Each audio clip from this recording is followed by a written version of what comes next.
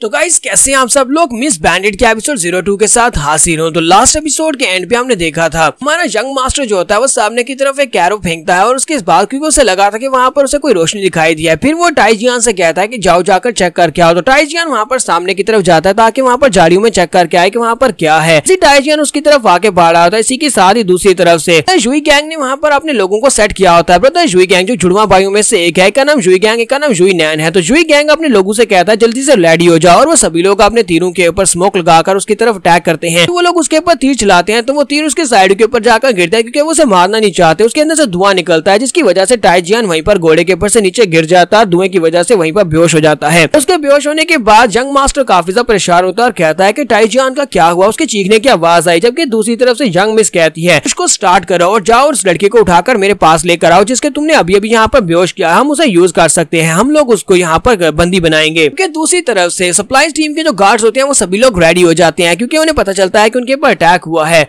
इस बैंडिट के पास जो दूसरा जुड़वा ब्रदर होता है उसे कहती है जुई नैन, मैं चाहती हूँ कि जाओ जाकर तुम दुश्मन के ऊपर अटैक करो, उनकी कोर फॉर्मेशन को डिस्ट्रॉय करो, कोशिश करना कि ज्यादा लोग ना मरे, ना उनकी साइड से ना हमारी साइड से, और सामान को लूटना और सामान को लेकर निकल जाना। जुई नैन उसे कहता है कि यंग मिस आपको बिल्कुल परेशान होने की जरूरत नहीं है, मैं सब कुछ संभाल लूंगा, मैं अभी जाता हूँ। जबकि दूसरी तरफ यंग मास्टर कहता है अंकल ब्याओ आपको क्या लगता है क्या ये जीरोंग ट्राइब्समैन के लोग हैं, क्या ये जीरोंग कबीले के लोग हैं। ब्याओ से कहता है कि मुझे ऐसा बिल्कुल भी नहीं लगता कि ये लोग जीरोंग कबीले के लोग हैं, मुझे तो लगता है कि ये कोई आम से बैंडिट्स हैं। ब्याओ क्योंकि आर्मी स्पेशलिस्ट होते हैं तो वो उसे कहते हैं क्योंकि उन लोगों ने हमारे वीकेस्ट पॉइंट के ऊपर अटैक किया और साथ ही हमारे ऊपर मेन फोर्सेस के ऊपर अटैक किया और साथ स्मोक स्क्रीन का भी इस्तेमाल कर रहे हैं। मुझे लगता है कि उनके पास ज्यादा लोग नहीं है, उनके पास लोग बहुत ज्यादा कम है, इसी वजह से वो लोग स्मोक स्क्रीन का इस्तेमाल कर रहे हैं। मुझे लगता है कि वो आसपास किसी छोटे मोटे गाँव के बैंडिट्स हो सकते हैं। तो इसी के साथ यंग मास्टर से कहता है अगर ऐसी बात है तो फिर ठीक है, मैं टाइजियान को बचाने के लिए जाने वाला हूँ। तो अंकल ब्याओ उसको पकड़ लेते हैं, उनसे कहते हैं नहीं यंग मास्टर तुम नहीं जा सकते। हो सकता है कि उन लोगों ने जानबूझकर कोई सीक्रेट ट्रैप बिछाया और तुम्हें किडनैप करना चाहते हो, तुम्हें किडनैप करने के बाद वो हमसे और भी ज्यादा पैसा ऐंठ सकते हैं, इसी वजह से तुम्हें वहां पर जाने की इजाजत नहीं है, तुम वहां पर बिल्कुल भी नहीं जा सकते। मैं वहां पर जाता हूँ और जाकर जान को बचाकर लेकर आता हूँ। तो यंग मास्टर से कहता है लेकिन अंकल ब्याओ वो लोग यहाँ पर हमारे पास से हमारा सामान लूटना चाहते हैं, मैं चाहता हूँ कि आप यहाँ पर रुकर सामान की रक्षा करें, जबकि टाइजियान को मैं खुद ही जाकर बचा लाऊंगा क्योंकि मैं इतना स्पेशल तो हूँ ही, मैं जहाँ पर इतनी ज्यादा कल्टीवेशन इतनी ज्यादा तलवारबाजी तो जानता हूँ कि मैं जाकर टाइजियान को बचाकर ला सकूं। आपको पता है कि मेरी स्पीयर की टेक्निक कितनी ज्यादा अच्छी है, मैं भाले के साथ बहुत ही अच्छे अटैक करता हूँ और मैं इनविंसिबल हूँ। अंकल ब्याओ से कहते हैं नहीं यंग मास्टर, तुम्हें याद होगा कि यहाँ पर आने से पहले तुमने अपनी माँ से क्या वादा किया था कि तुम किसी भी मुश्किल में नहीं पड़ोगे और मुश्किल से दूर रहोगे और सही सलामत वापस आओगे। अगर तुम इसी तरह करते रहे और वहाँ पर जाकर तुम्हें चोट लग गई तो फिर मुझे बताओ कि मैं वापस जाकर तुम्हारी माँ को क्या जवाब दूंगा। मैं वहाँ पर जाकर कॉन्सिक्वेंसेस को बर्दाश्त नहीं कर पाऊंगा क्योंकि तुम्हारी माँ बहुत ज्यादा गुस्सा हो जाएंगी। मास्टरों से कहता है कि लेकिन अंकल ब्याओ देखो तो सही, हमारे पास हमारा फ्लैग है जिसके ऊपर हमारे क्लैन का नाम लिखा हुआ है, हम लोग टाई क्लैन से हैं, लेकिन इसके बावजूद वो बैंडिट्स जो हैं वो हमसे डर नहीं रहे। इसका मतलब यह है कि उन्हें हमारे क्लैन की बिल्कुल भी फिक्र नहीं है। अगर वो लोग हमारी टाई फैमिली की रिस्पेक्ट नहीं करते तो मैं जाकर उनको सबक सिखा कर आऊंगा और उनको बताऊंगा कि टाई फैमिली का यंग मास्टर होने के नाते उन्हें हमारी टाई फैमिली की रिस्पेक्ट करनी चाहिए। तुम्हें तो कहा कि उन लोगों के पास ज्यादा लोग नहीं है और वो आसपास के गाँव के छोटे मोटे बैंडिट्स हैं, तुम्हें परेशान होने की जरूरत नहीं है, मैं वहाँ पर जाऊंगा, सब कुछ ठीक रहेगा। अंकल ब्याओ तो इस बात को बिल्कुल भी मानने को तैयार नहीं होते। इसी के साथ ही हमारा यंग मास्टर से कहता है अंकल ब्याओ अपने पीछे देखो, तुम्हारे पीछे दुश्मन है। तो अंकल ब्याओ जैसे पीछे की तरफ घूमता है पीछे देखने के लिए। इसी के साथ ही हमारा यंग मास्टर अपना घोड़ा लेकर वहाँ से भाग जाता है। तुम्हारा यंग मास्टर वहाँ से जाते हुए अंकल ब्याओ से कहता है अंकल ब्याओ तुम्हें बिल्कुल परेशान होने की जरूरत नहीं है, मैं टाइजियान को बचाकर जल्दी ही वापस आने वाला हूँ, तुम्हें बस यहाँ पर इस सामान को बचाना होगा, देखना सप्लाई का सामान चोरी ना हो। क्योंकि अंकल ब्याओ पीछे से जलाकर उसे कह रहे थे यंग मास्टर तुम मेरी बात सुनते क्यों नहीं हो, मैं हमेशा तुम्हारी भलाई की बात करता हूँ। जबकि यंग मास्टर सोच रहा था ये हमेशा मुझे एक छोटा बच्चा ही समझता है, लेकिन मैं ये कर सकता हूँ, मैं टाइजियान को बचाकर ला सकता हूँ। अंकल ब्याओ अपने लोगों से कहते हैं चलो जल्दी से यंग मास्टर के पीछे चलते हैं ताकि यंग मास्टर को जाकर बचाया जा सके। तो उसके गार्ड से कहते हैं लेकिन हम लोग वहाँ पर नहीं जा सकते, पीछे वाली साइड से हमारे पर अटैक हुआ है। ब्याओ कहते हैं मुझे बताओ कि यहाँ पर कितने ज्यादा लोग हैं। वो कहता है तकरीबन 100 के करीब लोग होंगे जो कि हमारे पर अटैक कर रहे हैं। तो अंकल ब्याओ कहते हैं मतलब यह है कि हम लोग यहाँ पर एक डिसएडवांटेज में हैं, तो फिर ठीक है हमें यहीं पर रुककर इनका सामना करना होगा। उम्मीद करता हूँ कि यंग मास्टर वहाँ पर सेफ रहेंगे और उनका सामना जिसके साथ वो कमजोर होना चाहिए ताकि उसे हराकर टाइजियान को बचाकर ला सके। इसके साथ अंकल ब्याओ कहते हैं चलो फिर ठीक है हमें वापस जाकर बैक साइड के ऊपर जाकर उनका सामना करना होगा। जबकि नेक्स्ट सीन हमें माउंटेन के ऊपर का दिखाया जाता है, जहाँ पर युई गैंग ने टाई जियान को पकड़कर उसको रस्सी से बांध दिया होता है और उसका आर्मर भी उतार लिया होता है। वो कहता है कि यंग मिस, मैंने इसको अच्छे से बांध दिया और इसका आर्मर भी उतार लिया, हमारे लोग उसको यूज कर सकते हैं। तो यंग मिस उसे कहते हैं चलो ठीक है, तुमने बहुत अच्छा किया। मिस उसे कहती है लेकिन बेवकूफ कहेंगे, तुमने सारी की सारी रस्सी एक ही बंदे पर यूज कर दी, हमें किसी और को भी बांधना पड़ सकता है। फिर साथ ही वो उससे पूछती है अच्छा मुझे ये बताओ कि तुम्हारे छोटे ब्रदर से कोई न्यूज आई क्या, उसने वहाँ पर कुछ हासिल किया या नहीं। तो वो कहता हाँ मुझे उसके पास से न्यूज आई है, उन लोगों ने वहाँ पर तकरीबन 10 कार्स के ऊपर कब्जा कर लिया है, 10 सप्लायर्स की कार्स को चोरी कर लिया है। यंग मिस उसे कहते हैं चलो फिर ठीक है, इतना काफी है, हमारे लिए 10 कार्स काफी है, चलो जल्दी से अब हॉर्न बजाओ और उन सभी को वापस बुला लो, उनको बोलो कि हम वापस जा रहे हैं। कहता है क्या वाकई में हम लोग अभी वापस जा रहे हैं, वैसे यहाँ पर इन सभी के पास सारा सामान लूटना भी मुश्किल नहीं है, हम लोग सारे का सारा सामान भी लूट सकते हैं। यंग मिस उसे कहती है नहीं उन सभी लोगों को वापस बुला लो, कहीं ऐसा ना हो कि वहाँ पर फाइटिंग के दौरान मेरे यंग मास्टर के चेहरे के ऊपर कोई निशान आ जाए या फिर उस बेचारे को चोट लग जाए, इसी वजह से उनको जल्दी से वापस बुला लो। युई गैंग उसी वक्त अपने पास से हॉर्न निकालता है और उस हॉर्न को बजाने लगता है। जैसे वो हॉर्न को बजाने लगता है इसी के साथ ही यंग मिस उसे कहती है रुक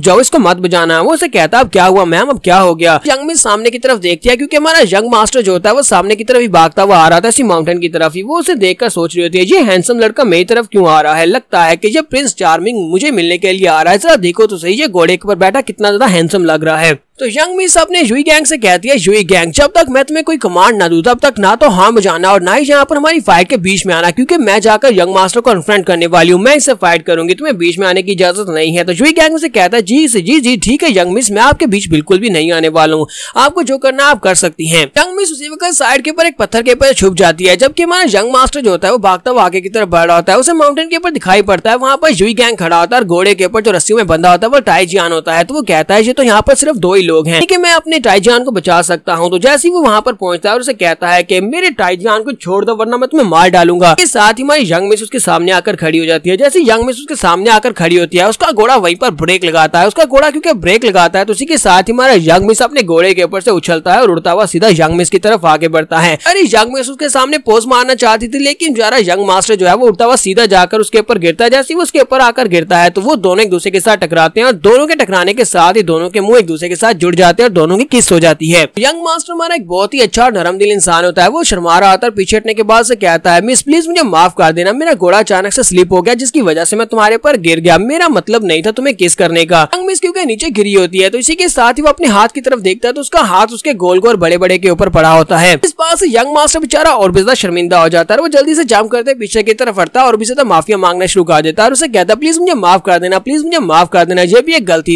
गलती थी, मैंने जानबूझकर कुछ भी नहीं किया। यंग मिस उठकर खड़ी हो जाती है और उठने के बाद उसे कहती है कि तुम्हारा घोड़ा यहाँ पर स्लिप हुआ, तुमने एक स्लिप होने के बाद मेरे ऊपर गिरे, मुझे किस किया और उसके बाद तुमने मेरी इज्जत लूटने की कोशिश की। जबकि यंग मास्टर बेचारा वहाँ पर अपने मुंह पर थप्पड़ मार रहा था और कहता है कि ये मुझसे क्या हो गया, ये मैंने क्या कर दिया, मैंने किसी लड़की की इज्जत लूटने की कोशिश कर दी। दूसरी तरफ युई गैंग काफी ज्यादा गुस्सा हो रहा था और टाई जियान वहाँ पर सोच रहा था कल ब्याह तुम कहाँ पा रहे हो, तुमने बेवकूफ यंग मास्टर को यहाँ पर क्यों भेज दिया, ये हमारा बेवकूफ यंग मास्टर ये खुद भी यहाँ पर किडनैप होने वाला है। हमारी मिस बैंडिट आगे बढ़ती है, यंग मास्टर का हाथ पकड़ती है और मोटी मोटी आंखों के साथ उसके सामने आपको बहुत ज्यादा बेचारा साबित करते हुए उसे कहती है यंग मास्टर ये तुमने क्या कर दिया, तुमने अभी भी यहाँ पर मुझे किस किया, अब मैं तुम्हारे बेबी के साथ प्रेग्नेंट हो गई हूँ और अब तुम्हें मेरी सारी की सारी जिम्मेदारी उठानी पड़ेगी। ये बात सुनने के बाद यंग मास्टर जल्दी से अपना हाथ छुड़वाता है, फिर साथ ही एक जोरदार चीख मारता और कहता है ऐसा कैसे हो सकता है, जबकि हमारी यंग मिस सोच रही होती है कि इसको बेवकूफ बनाया जा सकता है। वो सोच रही होती है लगता है इसको बेवकूफ नहीं बनाया जा सकता, लेकिन इसी के साथ यंग मास्टर अब आगे बढ़ता है, उसका हाथ पकड़ता है और उसे कहता है लेडी प्लीज मुझे माफ करना, मेरी वजह से तुम प्रेग्नेंट हो गई तो भाई ठीक है, मैं तुम्हारी सारी की सारी जिम्मेदारी उठाने को तैयार हूँ, मैं अपने बेबी को यहाँ पर इस तरह तो बिल्कुल भी नहीं छोड़ सकता। तो हमारी यंग मिस बेचारी और भी ज्यादा हैरान हो जाती है और कहती है ये तो वाकई में बहुत बड़ा बेवकूफ है, मुझे तो लगा था कि ये सिर्फ और सिर्फ एक यंग मास्टर है जो बेवकूफ दिखाई देता है, लेकिन ये असल में वाकई में एक बेवकूफ निकला। यहाँ पर हम लोग अपनी मिस बैंडिट के एपिसोड 02 का एंड करेंगे और नेक्स्ट एपिसोड में देखेंगे क्या वाकई में हमारा यंग मास्टर इस बेबी की रिस्पॉन्सिबिलिटी उठाएगा जो कि अभी इनके किस करने की वजह से पैदा होने वाला है। एपिसोड की एक्सप्लेनेशन अच्छी लगी हो तो कमेंट करके जरूर बताइएगा, चैनल को सब्सक्राइब कर दे, वीडियो को लाइक और शेयर कर दे। शुक्रिया।